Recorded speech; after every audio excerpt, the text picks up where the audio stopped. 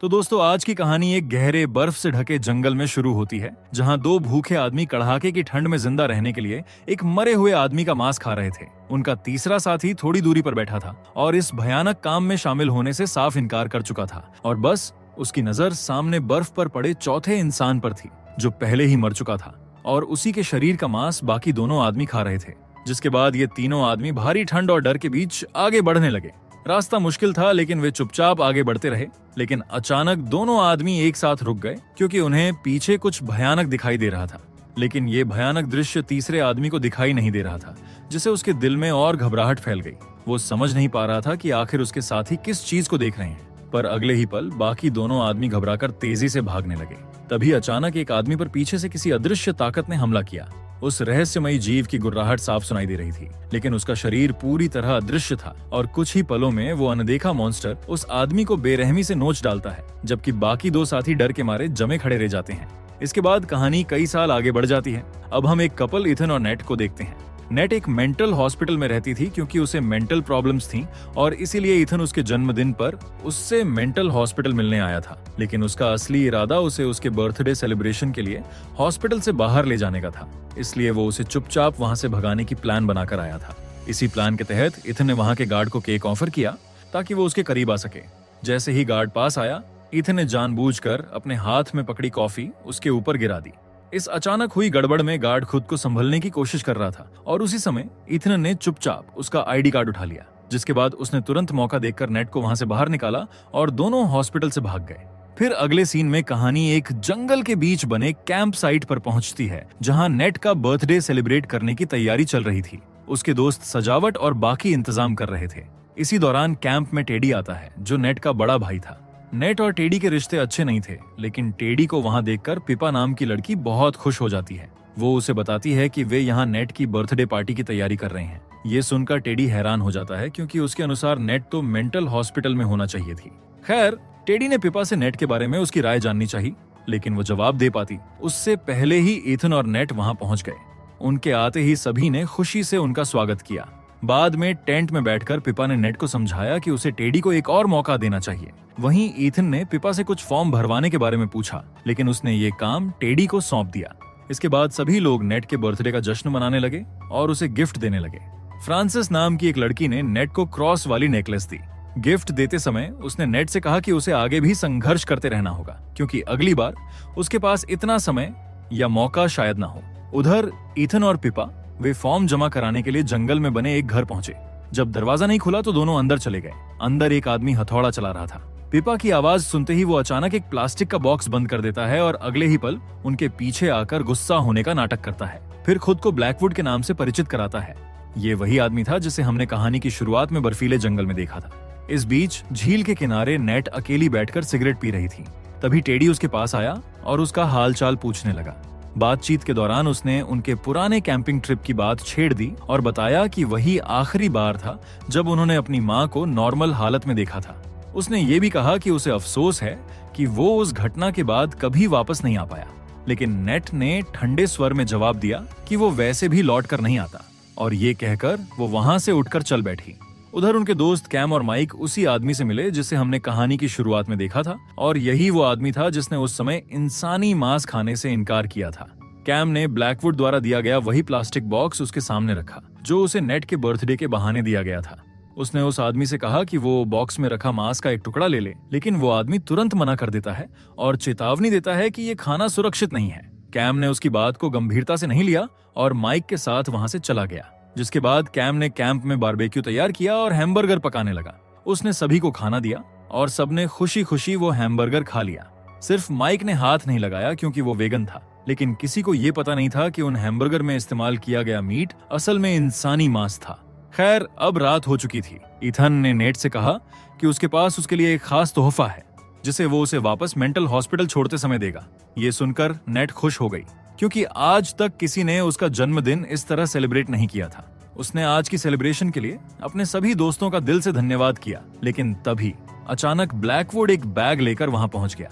Cam ने गुस्से में पूछा कि वो कौन है और उनकी पार्टी में क्यों दखल दे रहा है। ब्लैकवुड ज्यादा कुछ नहीं बोला, बस इतना कहा कि सबको खुद को बांध लेना चाहिए, और उसने उनके सामने रस्सियां फेंक दी।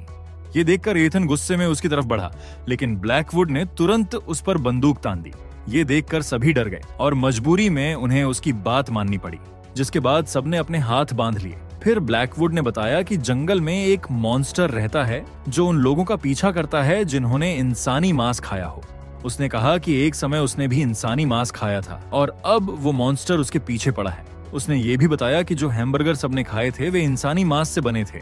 उसने उन्हें ये खाना इसलिए खिलाया था ताकि अब वो उन्हें मॉन्स्टर के हवाले कर सके और खुद कुछ समय के लिए बच सके। ये सुनकर कुछ लोग उसकी बात पर यकीन नहीं कर पाए, जबकि बाकी डर गए। और वही माइक को थोड़ी राहत लगी क्योंकि उसने हैमबर्गर नहीं खाए थे। लेकिन ये बात ब्लैकवुड ने तुरंत समझ ली और बिना देर किए माइक को गोली मार दी। ये देखकर कैम भागने लगा, लेकिन ब्लैकवुड ने जल्दी प्रतिक्रिया देते हुए बोतल उसके सिर पर दे मारी। फिर उसने अपने ऊपर खून से भरा पूरा बैग उलट लिया। उसने ऐसा क्यों किया ये कहानी में आगे पता चलेगा। जिसके बाद उसने सभी को बांधे हुए ही अपनी वैन में डाल दिया और उन्हें जंगल के अंदर ले जाने लगा। लेकिन एक गलती उसने कर दी, उसने उनकी जेबें चेक नहीं की थीं। इसी का फायदा उठाकर फ्रांसिस ने चुपके से नेट के बूट से लाइटर निकाला और रस्सियां जलाकर सबको आजाद कर दिया। जब वैन रुकी तो ईथन ने दरवाजा खोला और बाहर आकर ड्राइविंग सीट की तरफ बढ़ा, लेकिन वहां पहुंचकर उसने देखा कि ब्लैकवुड गायब था। ये देखकर सभी उलझन में पड़ गए, लेकिन कैम ने अनुमान लगाया कि वो ज्यादा दूर नहीं गया होगा और उसे ढूंढने के लिए अकेला ही जंगल में दौड़ पड़ा। वो अंधेरे जंगल में उसका नाम पुकारता रहा और उसे कायर कहकर चिढ़ाने लगा। तभी अचानक उसी मॉन्स्टर ने उसकी आवाज सुन ली और उसकी तरफ बढ़ने लगा। अब कैम को गए हुए कुछ समय हो चुका था। बाकी लोग उसका इंतजार करते करते परेशान हो गए और वहां से तुरंत निकलने की बात करने लगे। लेकिन ईथन ने कहा कि उन्हें कैम को ढूंढना चाहिए और उसके मिलने के बाद ही जाना चाहिए।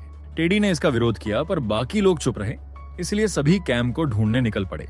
उसे ढूंढते ढूंढते सुबह हो गई। कुछ लोगों को डर सताने लगा कि शायद मॉन्स्टर ने कैम को मार दिया होगा, लेकिन पिपा ने कहा कि अगर सचमुच कोई मॉन्स्टर है तो अब तक दिखाई क्यों नहीं दिया। इथन ने भी उसकी बात का समर्थन किया और कहा कि शायद कोई मॉन्स्टर है ही नहीं। इस दौरान नेट और टेडी अकेले में बात करने लगे। बातचीत में टेडी ने स्वीकार किया कि उसे नेट को पहले छोड़कर नहीं जाना चाहिए था। नेट ने बताया कि उसे टेडी के जाने से इसलिए दर्द हुआ क्योंकि उनकी माँ हर दिन उसे बुलाती थी और नेट को हर दिन झूठ बोलना पड़ता था कि टेडी कल आएगा। तभी टेडी का ध्यान अचानक दूर किसी चीज पर चला गया। ये देखकर नेट नाराज हो गई और वहां से चली गई। जिसके बाद नेट ने इथन से पूछा कि क्या उसे भी लगता है कि कैम के साथ कुछ बुरा हुआ है। इथन पहले से तनाव में था और खुद भी स्थिति को नहीं समझ पा रहा था, इसलिए उसने गुस्से में कह दिया कि वो नेट को यहाँ लाकर पछता रहा है। ये बात टेडी ने सुन ली और वो इथन पर भड़क उठा। बात बढ़ते बढ़ते दोनों के बीच हाथापाई हो गई। तभी फ्रांसिस वहां आकर बोली कि पिपा गायब है। ये सुनकर इथन ने लड़ाई रोक दी और पिपा को ढूंढने निकल पड़ा। थोड़ी ही दूर पर उसे पिपा मिल गई, जो पेड़ के नीचे बैठी कांप रही थी। वो डरी हुई थी और बार बार घर जाने की जिद कर रही थी। इथन ने उसे संभाला और सहारा देकर खड़ा किया। अब रात होने वाली थी, इसलिए इथन ने सबके रुकने के लिए एक सुरक्षित जगह तलाश ली। फिर उसने टेडी से कहा कि सभी लोग बारी बारी से पहरा देंगे और पहली बारी टेडी की होगी। थोड़ी नाराजगी के बाद टेडी मान गया। सभी सो गए और टेडी बाहर पहरा देने लगा, लेकिन उसे ये पता नहीं था कि दूर अंधेरे में मॉन्स्टर उसे घूर रहा था।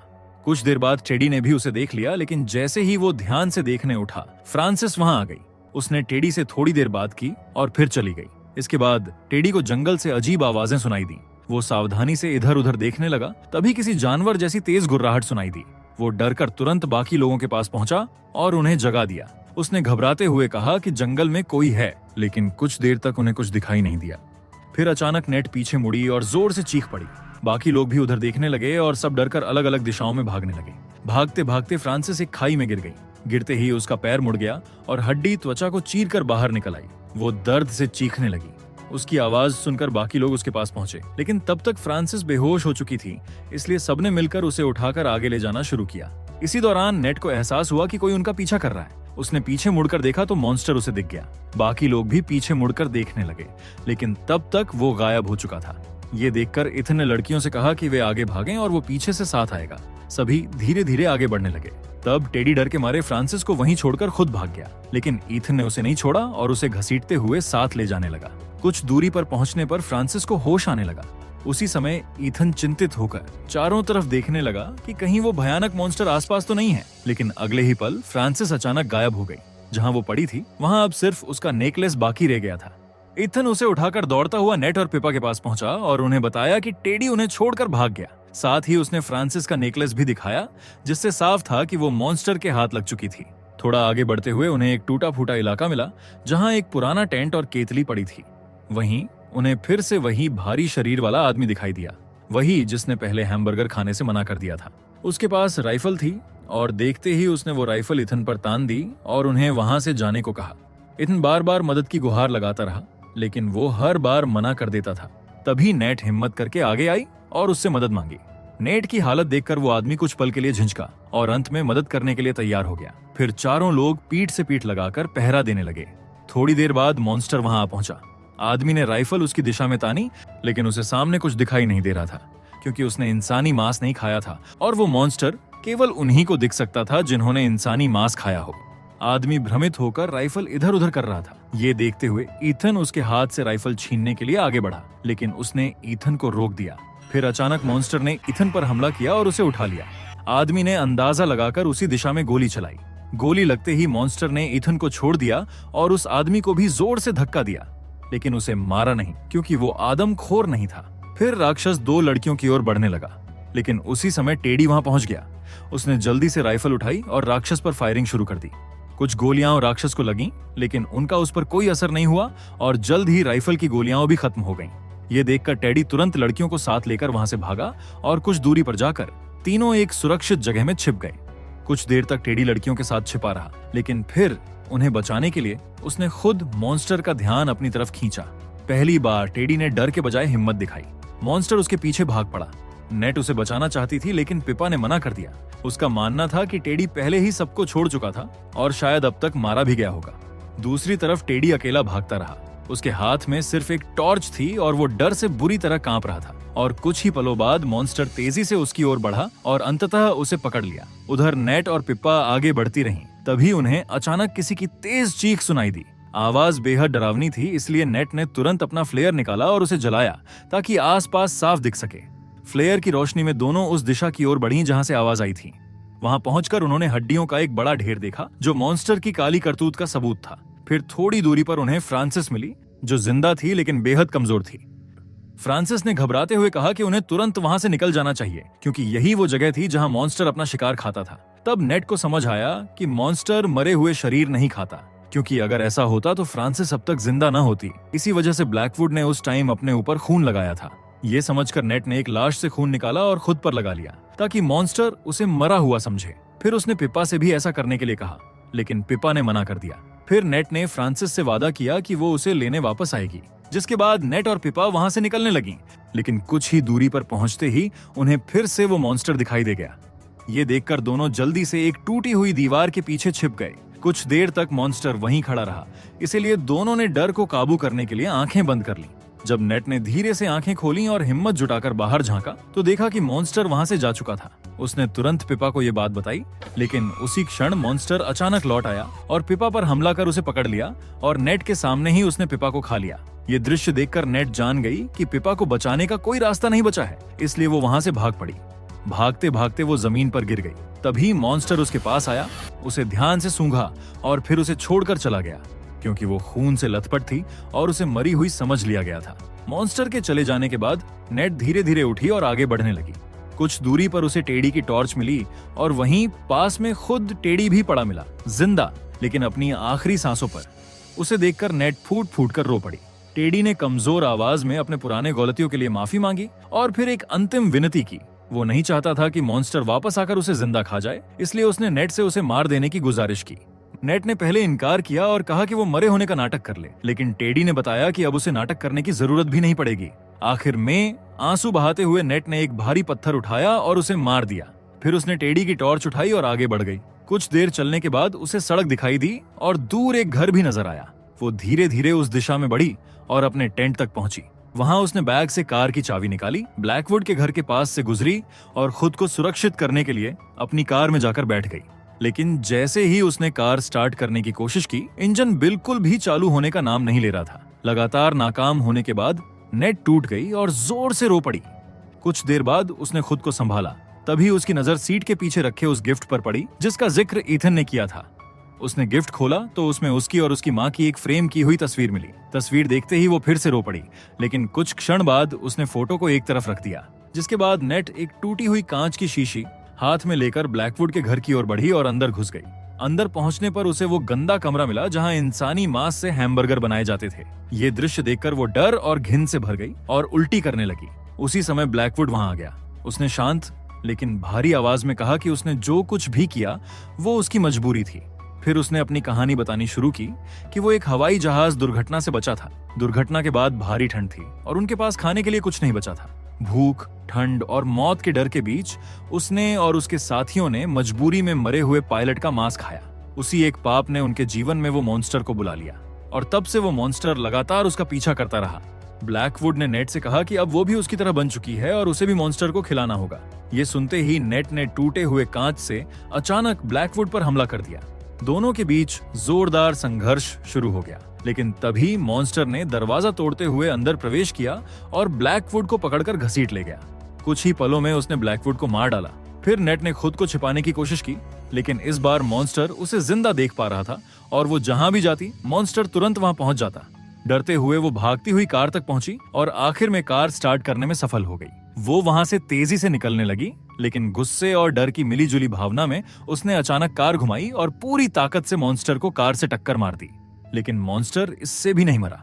वो फिर उठ खड़ा हुआ और कार को तोड़कर अंदर आने की कोशिश करने लगा। नेट तुरंत कार से बाहर निकल गई। उसने कार के पेट्रोल टैंक में कपड़ा ठूंसा, लाइटर जलाकर उसमें आग लगाई और दूर हट गई। अगले ही पल कार जोरदार धमाके के साथ फट गई और मॉन्स्टर आग में जलकर खत्म हो गया। उस धमाके के साथ ही उसकी माँ वाली फोटो भी जलकर राख बन गई। कुछ समय बाद घायल नेट एक बिल्डिंग में गई। वो सीधे रिसेप्शन पर पहुंची और शांत आवाज में कहा कि वो वापस भर्ती होना चाहती है। इससे ये स्पष्ट हुआ कि नेट फिर उसी मानसिक अस्पताल में लौट आई थी जहां से इथन उसे बचाकर बाहर लाया था। और सबसे दुखद बात यह थी कि नेट अपने वादे के बावजूद फ्रांसिस के लिए कभी वापस नहीं आई। और इसी के साथ ये कहानी यही खत्म होती है। अगर आपको एक्सप्लेनेशन अच्छा लगा हो तो वीडियो को लाइक और कमेंट जरूर करें। ऐसी ही और मजेदार और अनोखी कहानियों के लिए चैनल को सब्सक्राइब करना ना भूलें।